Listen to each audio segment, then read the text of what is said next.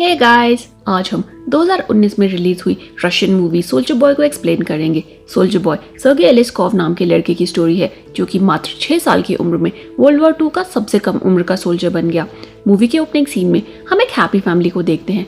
तीनों में सबसे छोटा सर्गेई पेड़ के ऊपर चढ़ा हुआ था। उसी वक्त जर्मन फाइटर जेट्स आसमान में दिखाई देते हैं।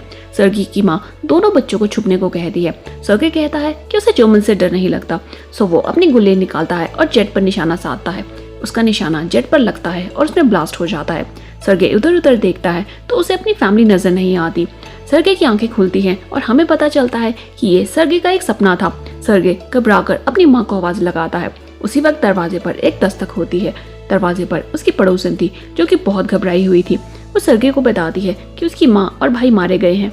सर्गेई को उसकी बात समझ नहीं आती। वो घर में रुककर अपनी माँ और भाई का इंतजार करना चाहता था, मगर वो औरत सर्गेई को बताती है कि जर्मन्स ने उन पर अटैक कर दिया है और उन दोनों को अपनी जान बचाकर भागना होगा। वो सर्गेई को खिड़की से बाहर निकालती है, पर सोल्जर्स उसे शूट कर देते हैं। 6 साल का सर्गेई अब बिल्कुल अकेला था। सर्गेई अपने घर को दूर से जलते हुए देखता है, मगर कुछ कर नहीं पाता है। वो अपनी माँ को पुकारते हुए जंगल की ओर भागता है। कुछ देर भागने के बाद वो जंगल में काफी अंदर पहुंच गया था। वो खो गया था और बार बार अपनी माँ को उसे रास्ता दिखाने के लिए पुकार रहा था। रात में वो थककर जंगल में ही सो जाता है। अगली सुबह सर्गेई नदी से पानी पी रहा था। उसी वक्त उसे कुछ जर्मन सोल्जर्स नजर आते हैं। सर्गेई उनको देखकर एक पेड़ की जड़ों के बीच में छुप जाता है। वहाँ एक सांप अचानक उसके सामने आता है, मगर सर्गेई कैसे करके शांत रहता है। उसे सांप के मुकाबले जर्मन सोल्जर्स ज्यादा डेंजरस लग रहे थे। सोल्जर्स के निकलते ही सर्गेई उनका बचा हुआ खाना खाकर अपनी भूख को शांत करता है। शाम तक सर्गेई काफी थक गया था। उसे नहीं पता था कि वो कहाँ जा रहा है। रास्ते में उसे कुछ जंगली बेरीज दिखती हैं। सर्गेई बैठकर बेरीज खा रहा था जब उसके पीछे एक विस्फोट होता है। उसके बाद सर्गेई को हेलुसिनेशंस होने लगती हैं कि कोई उसका पीछा कर रहा है।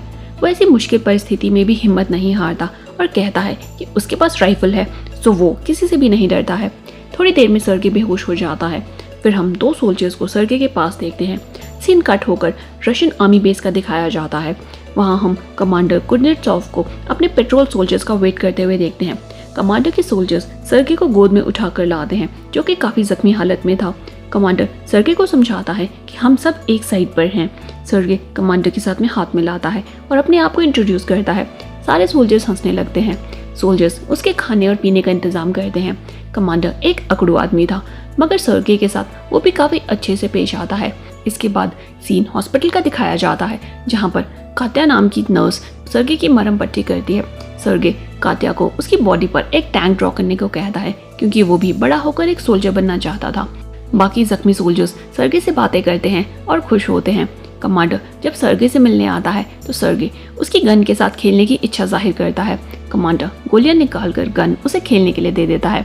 सर्गेई उसे अपने पेट पर बना हुआ टैंक दिखाता है और बताता है कि एक दिन वो भी सोल्जर बनेगा। बाद में कात्या कमांडर को रिक्वेस्ट करती है कि वो सर्गेई को बटालियन के साथ में ही रहने दे। कमांडर कहता है कि इतने छोटे बच्चे का हमारे साथ में रहना सेफ नहीं है। वो सर्गेई को अनाथालय भेजना चाहता था। बाकी सोल्जर्स भी फ्री टाइम में सर्गेई से मिलने आते हैं और उससे खूब सारी बातें करते हैं। एक दिन एक सोल्जर कमांडर के पास आकर सर्गेई को बटालियन में रखने की रिक्वेस्ट करता है। सर्गेई के वहाँ रहने से सारे सोल्जर्स खुश थे, मगर कमांडर अभी भी अपने फैसले पर अड़ा हुआ था। सर्गेई को अनाथालय ले जाने के लिए गाड़ी आती है।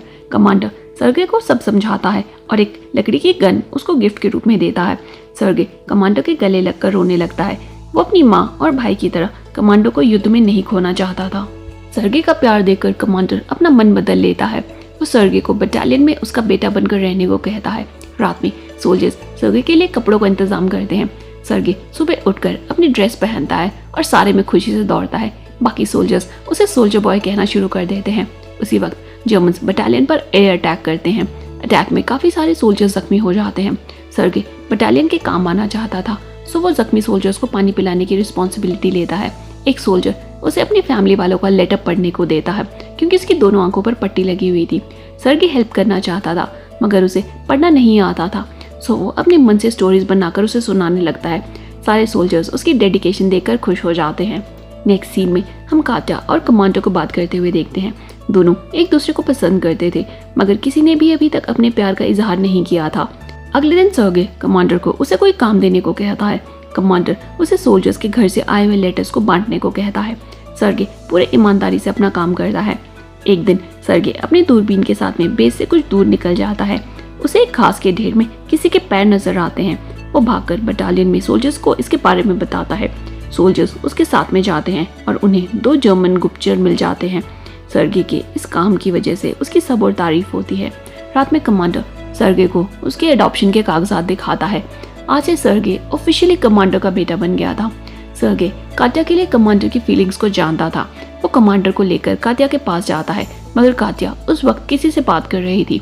उन दोनों को लगता है कि शायद कात्या किसी और लड़के से प्यार करती है। उसके बाद उनके बेस पर जर्मन्स का दोबारा हमला होता है।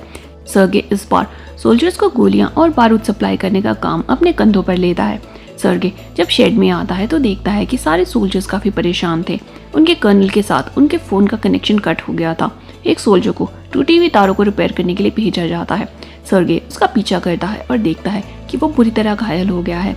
वो सोल्जर के मरने से पहले उससे तारों को फिक्स करने का तरीका पूछता है। इसके बाद सर्गे खुद टेलीफोन की तारों को जोड़ता है। फोन का कनेक्शन चालू हो जाता है और कमांडर कर्नल को मदद के लिए एक्स्ट्रा सोल्जर्स भेजने को कहता है। सर्गे ने सबकी जान बचा ली थी।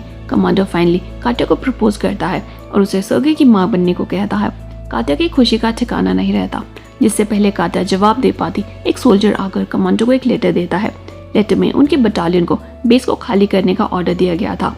अगली सुबह सारे सोल्जर्स कमांडर के साथ निकलते हैं, मगर रास्ते में माइंस लगी हुई थी। माइंस के धमाकों में कुछ सोल्जर्स जख्मी हो जाते हैं। कमांडर को भी चोटें लगती हैं। सर्गे अपने साथियों की मौत से काफी दुखी था। वो रोते रोते कमांडर के गले लग जाता है। अगले बेस पर पहुंचकर उनको कमांडर के बॉस जनरल मिलते हैं। जनरल भी सर्गे से काफी इंप्रेस होते हैं और कमांडर को उसका फादर होने पर कांग्रेचुलेट करते हैं। अगले दिन उनके डिवीजन को गार्ड्स बैनर दिया जाता है। सर्गे जनरल के सामने अपने देश की रक्षा करने की कसम खाता है। जनरल सर्गे को उसका बैच पहनाता है। एक रात उनके बेस पर फिर से हमला होता है, जिसमें कमांडर मलबे के नीचे दब जाता है। सर्गे उसकी जान बचाने की काफी कोशिश करता है। वो और सोल्जर्स को बुलाकर लाता है, जो कि मलबे से कमांडर को बाहर निकालते हैं। अगले सीन में हम सर्गे को कमांडर के साथ हॉस्पिटल में देखते हैं। उसके हाथों में भी कमांडर को बचाते हुए चोटें आ गई थी। सर्गे कमांडर की टीम का पार्ट बन गया था। जहां जहां बटालियन जाती, सर्गे भी साथ में जाता।